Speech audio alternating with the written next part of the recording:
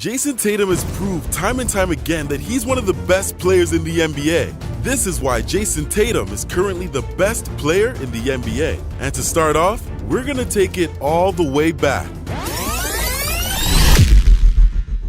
Jayson Tatum, like many other NBA players, beat the odds as it pertains to their upbringing. And there are a number of difficult times to choose from. Like, back when he was a kid, there were bills left unpaid for months. Utilities were turned off. And for a few years, Jayson Tatum would sleep in the same bed as his mother, Brandy Cole.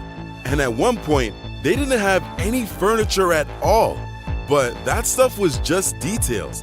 The kind of challenges and struggles you'd expect when you're the only child of a single mom who had you at 19. And Cole, JT's mom, shielded her son from most of it. She was determined that no matter what the statistics showed about teenage parents, she would become a success, and he would learn from that. So she didn't let him worry about the everyday struggles during those times. And when Tatum was in the first grade, a teacher asked him what he wanted to be when he grew up. You know, a typical question to ask a child. And for Tatum, the answer was easy. He told his teacher he wanted to be an NBA player, of course. The teacher heartily laughed. "Pick a realistic profession," she told Tatum. "Change your dreams." And rightfully so, Tatum's mom was pissed. "I was livid," Tatum's mom says. "I went into the school the next day and talked to the teacher. And it wasn't like a two-way conversation. I said, 'Ma'am, with all due respect, if you ask him a question and he answers, I don't think it's appropriate to tell him that's something he can't achieve, when I'm at home telling him anything he can dream is possible.' Way to go, Mom." And this would set Jayson Tatum up for success throughout the rest of his life. The thing with Jayson Tatum now is, there are no holes in his game. He's the best all-round player in the NBA. Think about it. There are virtually no weaknesses in his game. He can score from three. He can pull up off the dribble. He can finish through contact. He rebounds his position. He's a really good passer now. He's also a really good defender. And he's only getting better. You see, we forgot what he was even a couple years ago. On the offensive end, he couldn't finish through contact. He didn't want contact. Now, he wants it. He absorbs it. He finishes through it. Just listening to him talk, you can tell he's gotten so much more mature about everything, about the right things, instead of worrying about maybe the second contract or some of those things. His numbers, his points, he could always do this and make people better. He's just more matured. And 4 years ago, it was happening right before our eyes. Let's not forget that having just turned 20 years old, Jayson Tatum entered the Eastern Conference Finals and prepared for a head-to-head battle against one of his childhood idols, LeBron James. This was during a time that LeBron reaching the finals was already a given, and each series leading up to his showdown with Golden State lacked outside interest. However, Tatum put the world on notice. As a rookie, he wasn't gonna back down. The Celtics knew they were too undermanned for anyone to take them seriously, but Tatum and Jaylen Brown had everyone second-guessing themselves as the series extended to 7 games.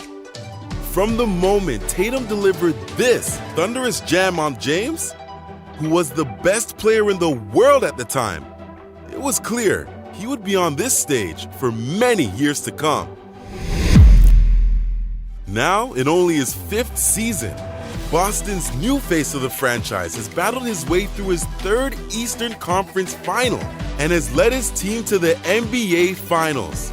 He already has over 70 playoff games under his belt, something only a handful of stars have ever been able to say before the age of 25. You see, in Boston's current playoff run, Tatum has maintained his identity as a resilient superstar. And everyone who knows Tatum seems to come back to this. He might be naturally gifted. He might work on his game obsessively. But what seems to distinguish him in the biggest moments, and there have been many during these playoffs, as he has led the Boston Celtics to once again their first NBA Finals in 12 years, is his belief in himself. Jayson Tatum's numbers through the first 3 years of his promising career are beyond impressive. But when you put those numbers into perspective and compare them with what some NBA legends did at such a young age, it's truly remarkable what he's accomplished already. You see, the only players to ever tally at least 3,400 points, 1,100 rebounds, 425 assists, and 150 blocks before age 22 were LeBron James, Kevin Durant, Kevin Garnett, and Tracy McGrady. Jayson Tatum made this list as well. And at 21, Tatum was a leader of this list, consisting of NBA legends, being the youngest player to score his 3,476th point, a feat that players like Michael Jordan, Wilt Chamberlain, and Larry Bird reached when they were 23, 24, and 24 years of age, respectively. And lists like this are commonplace for JT, even making close comparisons to Kobe Bryant. You see, Los Angeles Lakers legend Kobe Bryant was Jayson Tatum's hero and mentor, and it just so turns out that the two had a lot in common. Comparing Jayson Tatum and Kobe Bryant through the first 50 games of their age 21 seasons, in points, Tatum had 1,121, Bryant with 1,118. Rebounds, Tatum had 347, Bryant 295. Assists, Tatum at 146, Bryant at 231. Steals, Tatum at 69, Bryant at 78. And blocks, Tatum at 44 and Bryant at 49. And anytime you can compare stats with the Black Mamba, you're in some good company.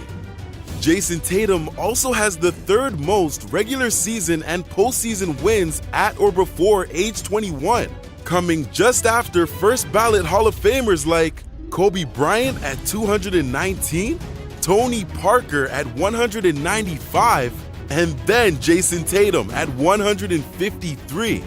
Oh yeah, did I mention Jayson Tatum is the only NBA player ever to notch at least 400 points, 100 rebounds, and 50 assists in the playoffs before turning 21?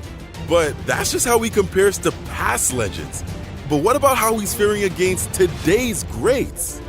This past 2021-2022 season, Tatum was an MVP caliber player, and although he didn't win the award, he led his team further than the likes of Joel Embiid, who's only gotten as far as the second round, and Nikola Jokic, two-time MVP winner. Because at the end of the day, the only thing that really matters is winning. And aging LeBron didn't even make the playoffs this year, while Tatum led his team to the number 2 seed in the East after starting the season 16-19. And along his way to the NBA Finals, him and his Celtics eliminated NBA MVPs Kevin Durant and Giannis Antetokounmpo. And the way he did it was nothing short of poetic justice. Because in the past 3 playoffs, Tatum was destroyed by the likes of Giannis, Jimmy Butler, and Kevin Durant. And in the 2019 Eastern Conference semifinals, the Celtics lost to the Bucks. Giannis put up astronomical numbers in that series, and the Celtics couldn't do anything about it, getting booted out in 5 games. In the 2020 Eastern Conference Finals, the Miami Heat stood in the way of the Celtics, and Jayson Tatum was humbled by Butler and Adebayo, getting defeated in 6 games. And in the 2021 playoffs, they met the Brooklyn Nets in the first round. And although Jayson Tatum put up great numbers, the trio of Kyrie, Harden, and KD was too much for them to handle, getting kicked out in 5 games. Remember a little bit earlier I said poetic justice, right? Because after taking all that experience in, bottling it up, and honing it, this man came back in the 2022 playoffs and was blessed with the opportunity to face all 3 of his adversaries in the 2022 playoffs. So without hesitation, He and the Celtics took on the challenge to wash away the frustrations of losing for 3 consecutive years. In the first round, coupled with his newfound defensive abilities, Tatum was effective on both ends of the court as he outplayed both Durant and Irving in the first round. He put up averages of 29.5 points, 4.5 rebounds, 7 assists, and almost 2 steals a game. Tatum and the Celtics swept the Nets, putting a check on their first revenge. And in the Eastern Conference semifinals, he went against Giannis and the Bucks. And despite being without Chris Middleton, the Bucks proved to be a bit of a handful for the Celtics.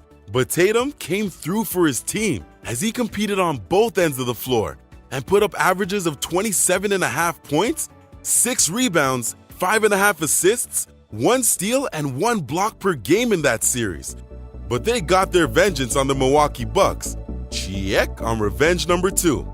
In the Eastern Conference Finals, they met the Miami Heat, who were led by Jordan-possessed Jimmy Butler. He had to go through the challenge of having multiple defenders on him in that series, yet he still put up 25 points, 8 rebounds, 5.5 assists, and 1 steal a game in that series. And despite throwing everything they had, the Heat were denied a finals appearance by the Celtics in 7 games. Check number 3 secured.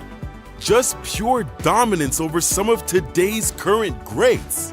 Jayson Tatum deservingly won the Larry Bird Eastern Conference MVP as he got his revenge on all the teams who have defeated them in the past.